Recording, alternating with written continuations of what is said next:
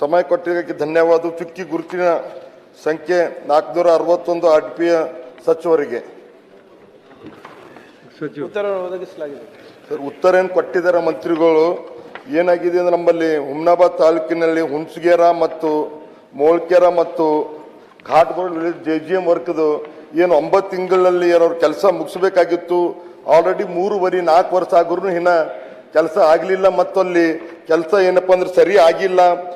ನೀರಿಂದು ಕುಡಿಯೋ ನೀರಿಂದ ಏನು ಪೈಪ್ಲೈನ್ ಮಾಡಿದ್ದಾರೆ, ಪೈಪ್ಲೈನ್ ಲೀಕ್ ಆಗಿದೆ ಅಂಥೇಳಿ ನೀರು ಕುಡಿಯೋದು ಕಷ್ಟ ಆಗಿದೆ ಅಂಥೇಳಿ ಟಿವಿನಲ್ಲಿ 18 ನ್ಯೂಸ್ನಲ್ಲೂ ಬಂದಿದೆ. ಮತ್ತು ಸಾಕಷ್ಟು ಜನಗಳು ಅಲ್ಲಿಂದ ಪಂಚಾಯತ್ ಮೆಂಬರು, ಅಲ್ಲಿಂದ ಊರಿನ ಜನಗಳು ಎಲ್ಲ ಫೋಟೋನು ಹಾಕಿದ್ದಾರೆ. ದಯಮಾಡಿ ಅದು ಯಾಕೆ ಲೇಟ್ ಆಗಿದೆ?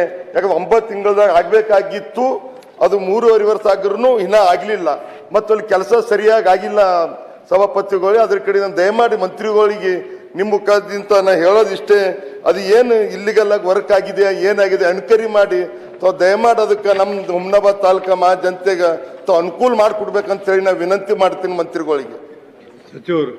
ಮಾನ್ಯ ಸಭಾಪತಿಗಳೇ, 3 ಹಳ್ಳಿಗಳಲ್ಲಿ ಈ ಕಾಮಗಾರಿಗೆ ನಡೆದಿದೆ.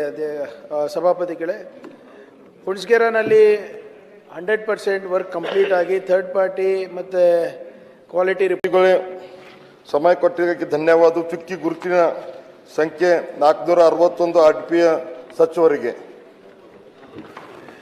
ಉತ್ತರ ಒದಗಿಸಲಾಗಿದೆ. ಸರ್, ಉತ್ತರ ಏನು ಕೊಟ್ಟಿದ್ದಾರೆ ಮಂತ್ರಿಗಳು? ಏನಾಗಿದೆ ಅಂದ್ರೆ ನಮ್ಮಲ್ಲಿ ಹುಮ್ನಾಬಾದ್ ತಾಲೂಕಿನಲ್ಲಿ ಹುಣಸಗೇರ ಮತ್ತು ಮೋಳ್ಕೆರ ಮತ್ತು ಘಾಟ್ಗಳು JGM ವರ್ಕ್ದು ಏನು 9 ತಿಂಗಳಲ್ಲಿ ಏನೋ ಕೆಲಸ ಮುಗಿಸ್ಬೇಕಾಗಿತ್ತು. ಆಲ್ರೆಡಿ 3.5-4 ವರ್ಷ ಆದ್ರೂ ಇನ್ನು ಕೆಲಸ ಆಗಲಿಲ್ಲ. ಮತ್ತು ಅಲ್ಲಿ ಕೆಲಸ ಏನಪ್ಪ ಅಂದ್ರೆ ಸರಿ ಆಗಿಲ್ಲ. ನೀರಿಂದು ಕುಡಿಯೋ ನೀರಿಂದ ಏನು ಪೈಪ್ಲೈನ್ ಮಾಡಿದ್ದಾರೆ, ಪೈಪ್ಲೈನ್ ಲೀಕ್ ಆಗಿದೆ ಅಂಥೇಳಿ ನೀರು ಕುಡಿಯೋದು ಕಷ್ಟ ಆಗಿದೆ ಅಂಥೇಳಿ ಟಿವಿನಲ್ಲಿ 18 ನ್ಯೂಸ್ನಲ್ಲೂ ಬಂದಿದೆ. ಮತ್ತು ಸಾಕಷ್ಟು ಜನಗಳು ಅಲ್ಲಿಂದ ಪಂಚಾಯತ್ ಮೆಂಬರು, ಅಲ್ಲಿಂದ ಊರಿನ ಜನಗಳು ಎಲ್ಲ ಫೋಟೋನು ಹಾಕಿದ್ದಾರೆ. ದಯಮಾಡಿ ಅದು ಯಾಕೆ ಲೇಟ್ ಆಗಿದೆ? ಯಾಕಂದ್ರೆ 9 ತಿಂಗಳದಾಗ ಆಗಬೇಕಾಗಿತ್ತು. ಅದು 3.5 ವರ್ಷ ಆಗಿರೂ ಇನ್ನೂ ಆಗಲಿಲ್ಲ. ಮತ್ತು ಅಲ್ಲಿ ಕೆಲಸ ಸರಿಯಾಗಿ ಆಗಿಲ್ಲ.